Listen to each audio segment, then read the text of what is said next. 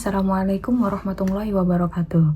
Halo teman-teman semua, selamat datang di Academic Vlog saya. Sebelumnya, perkenalkan nama saya Najah Syakira dengan NIM 2022-1221-016.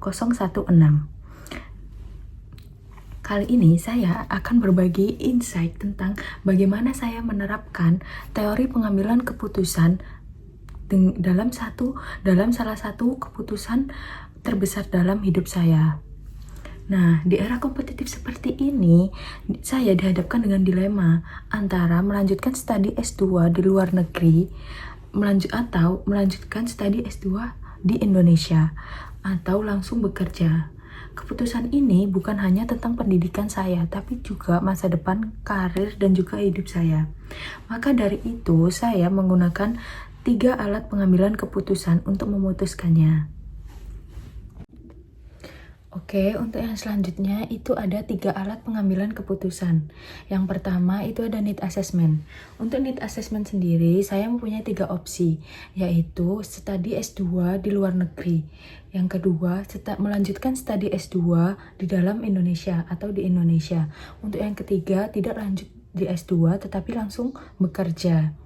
Nah, untuk selanjutnya, alat kedua atau tools kedua untuk melakukan analisis pengambilan keputusan itu ada di analisis probabilitas. Nah, untuk analisis probabilitas pada opsi yang pertama, yaitu melanjutkan studi di S2 di luar negeri, itu memiliki beberapa risiko dan juga peluang yang tinggi. Nah, untuk risikonya sendiri itu ada dengan biaya yang sangat tinggi dan juga jauh terhadap keluarga. Nah, untuk manfaat pendidikannya sendiri, itu pendidikannya itu berkualitas, bertaraf internasional, juga berpengalaman internasional, dan juga memiliki jaringan yang luas.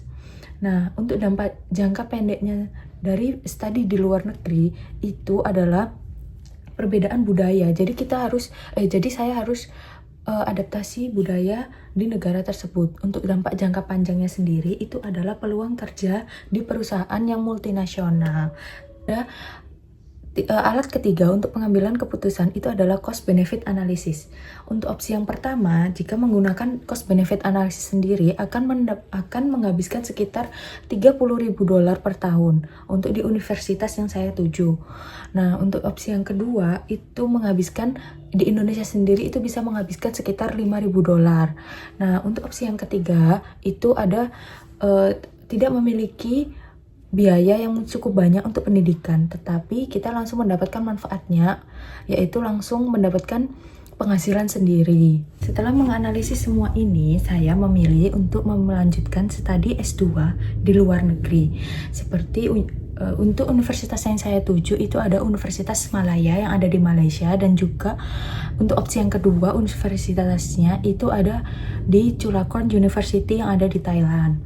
Nah, Kenapa saya memutuskan untuk melanjutkan S2 di sini didasarkan pada dampak jangka panjang dan juga memiliki peluang kerja yang dan juga memiliki peluang yang sangat besar dan meskipun biaya yang sangat tinggi. Nah, untuk action plan yang saya lakukan setelah memilih studi di S2 sendiri itu seperti untuk mencari info universitas dan juga prodi. Untuk yang kedua, saya akan mencari beasiswa seperti yang disediakan di Indonesia, yaitu beasiswa LPDP. Dan yang ketiga, saya akan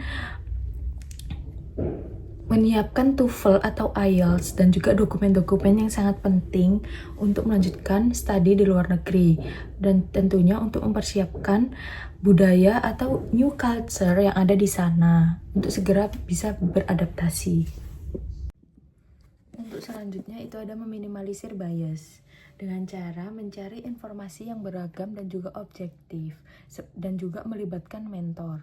Nah, untuk menggunakan kerangka keputusan terstruktur seperti need assessment, analisis probabilitas, dan juga cost benefit analysis.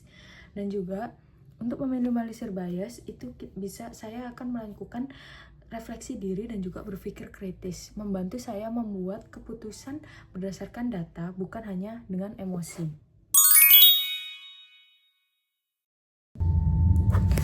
Untuk selanjutnya itu ada negosiasi. Nah, saya membutuhkan dukungan finansial dan juga emosional dari pihak keluarga. Saya akan mempersiapkan diri dengan matang dan juga memahami kebutuhan mereka, menyiapkan data beasiswa dan juga menjelaskan visi saya ke depan. Kenapa saya mengambil untuk memilih melanjutkan studi S2 ada di luar negeri, dan juga bertujuan mencapai kesepahaman yang saling menguntungkan.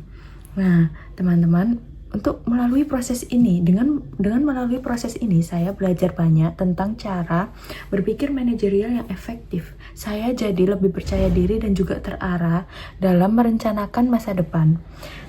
Terima kasih yang sudah menonton akademik vlog saya dalam mata kuliah teori pengambilan keputusan.